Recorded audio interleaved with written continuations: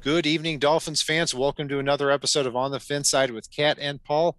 Follow us on Facebook, Twitter, all of our social media outlets, as well as the Fansided Network and FinFanatic.com. The Dolphins draft Liam Eichenberg, 42nd overall in the NFL draft. They trade up from 50 to 42, give up a third round pick in the 2022 NFL draft to acquire Eichenberg services here. And this is somebody, if you watch in college football, you've seen a lot of if you watch offensive line play. Eichenberg has not allowed a sack in the last 2 years at the left tackle position, but also not the best athlete and somebody who may not play that same left tackle position that he played at Notre Dame. Could move to right tackle, could move to guard, depending on how the Dolphins want to use him. I think our immediate reaction on the show here, Paul, when Eichenberg was the selection when the Dolphins went from 50 to 42, we were expecting a different player, not Liam Eichenberg, who's kind of a what you see is what you get type of tackle. Yeah, I mean, we were expecting, I believe, I think for both of us there, we were expecting that was going to be a center more than likely. Same with when we get to 81, which I know we'll talk about. Um, the fact that Miami traded up for Eichenberg was almost a head scratcher at first, but when you dive a little bit deeper, he's not anybody that's going to stand out from a physical profile. I mean, he's got good size, not the most athletic guy, but not only did he not allow a sack the last 2 seasons, he also only allowed 3 sacks after starting all 13 games at left tackle 3 years ago. And that's, 939 snaps. 2 years ago, he had 845 snaps, 496 round pass plays, and didn't allow a sack. I mean, and he's not allowing a lot of tackles for loss in the run game. 2 years ago, he only allowed, I think, about 12 quarterback pressures on the year, whether they were hits or just pressures. And then, on a very good offensive line, yeah, he led in pass blocking grade. He led in run blocking grade. So this pick starts to shape up and make a lot of sense, and he plays with a little bit of nastiness. He's a good football player, and that's kind of the common theme with what the Dolphins got here on day two. I mean, I'm a little bit underwhelmed by the upside of these of Javon Holland, Liam Eichenberg, and Hunter Long, but no doubt that he's a productive football player. I mean, the guy didn't allow a sack in 2 years. I mean, what else can you say about that? Um, but it, with Austin Jackson at left tackle and Robert Hunt expected to move into right guard, there was that hole at the right tackle spot. It looks like Liam Eichenberg is going to be first in line to challenge Jesse Davis or possibly DJ Fluker for that right tackle spot too. It would be a disappointment if he didn't win that. But I do have some problems with his measurables too. I mean, I'm very disciplined on if you have arm length under 33 inches, it's hard to win at the offensive tackle spot.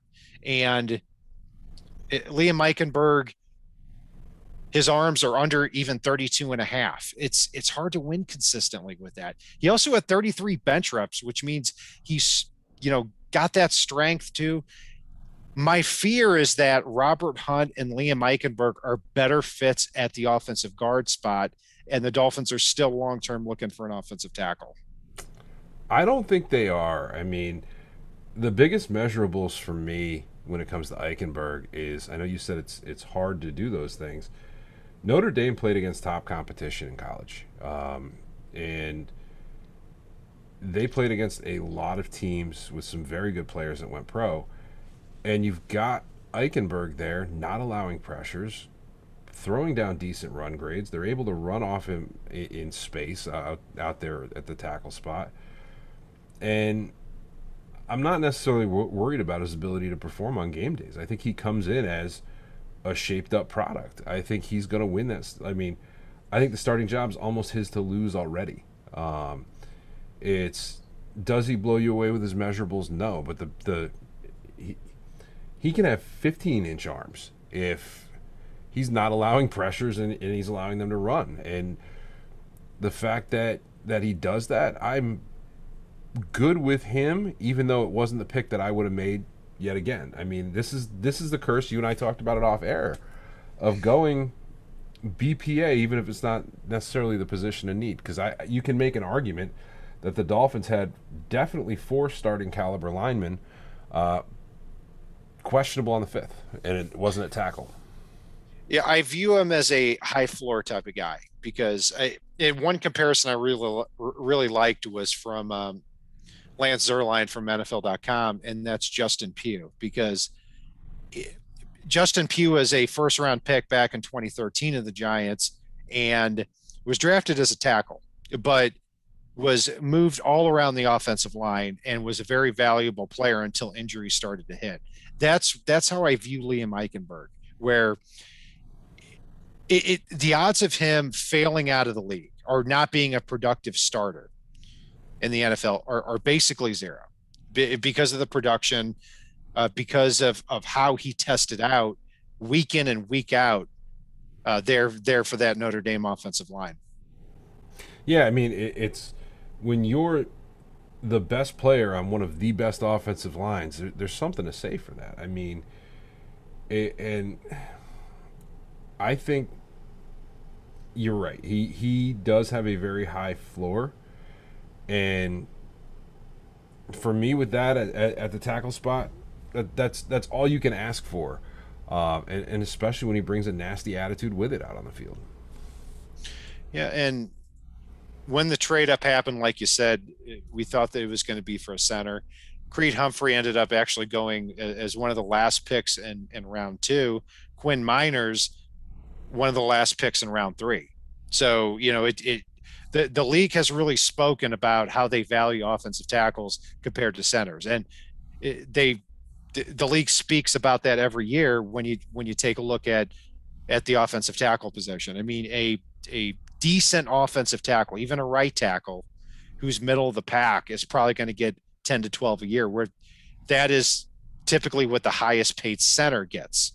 Corey Linsley got 13 million a year. So yes, there are a lot of different ways here. And the big thing is Eichenberg keeps defenders off the quarterback, and he's going to play that right side, you would think, with Robert Hunt.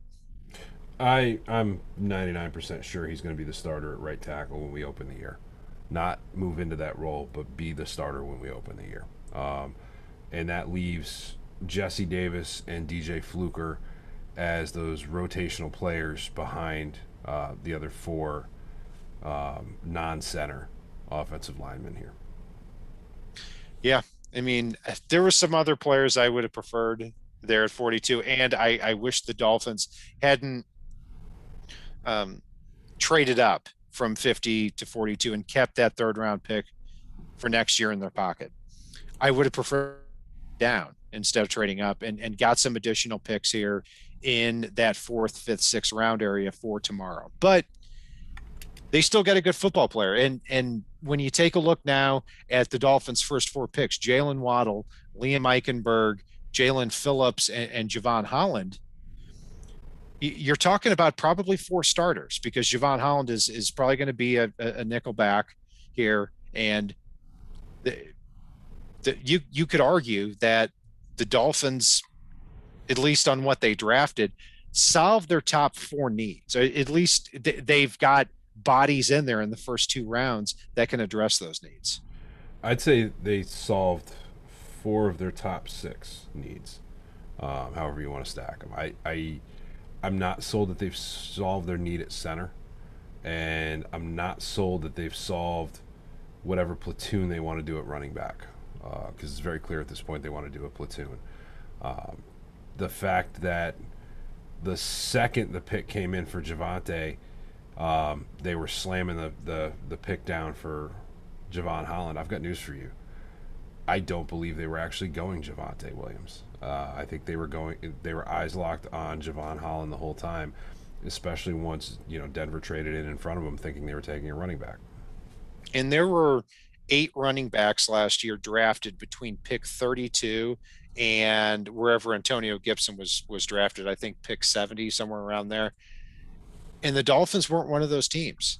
They ended up trading for Matt Breida there. So that, yeah, it shows that the Dolphins don't put a lot of stock into the center position or the running back position uh, as much as maybe other Dolphins fans do. So Liam Eichenberg here is the pick at 42nd overall in the NFL draft, and we should see him competing for a starting job here. Overall, Paul, I give the pick a C plus because they traded up, they gave up a resource uh, in the 2022 NFL draft, and I think they may just get an okay player here at right guard or right tackle. So there were other players I would have liked, but so when factoring in the trade, I'm going to go ahead and give him a C plus.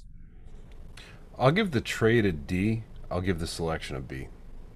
Okay, okay. I mean, So right around the same area here. yeah, it's I I hated the trade, to be honest with you, because I felt like Javon Holland was a guy that was probably going to be there at 50. I felt like Eichenberg was a guy that was probably going to be there at 50. So you could have just taken both of them straight up. More than likely. I mean, we'll never know for sure. But it didn't make any sense to me to make that move up, especially given all of the tackles that were quality tackles that have that high floor as well that would have been available if for some reason you whiffed on Eichenberg. Yeah, it's not necessarily who the Dolphins took. It's that they didn't trade down and when they probably could have, and they traded up when they probably shouldn't have. So that's going to do it for our breakdown here of Liam Eichenberg, offensive tackle from Notre Dame. You can follow Paul and I on Facebook, Twitter, Spreaker, iTunes, YouTube, iHeartRadio, all of our social media outlets, as well as the FanSide Network and FinFanatic.com. I'm Brian Cat NFL on Twitter. Paul is Fanatic_pick. And if it's not on the right side and it's not on the left side, it is on the fin side.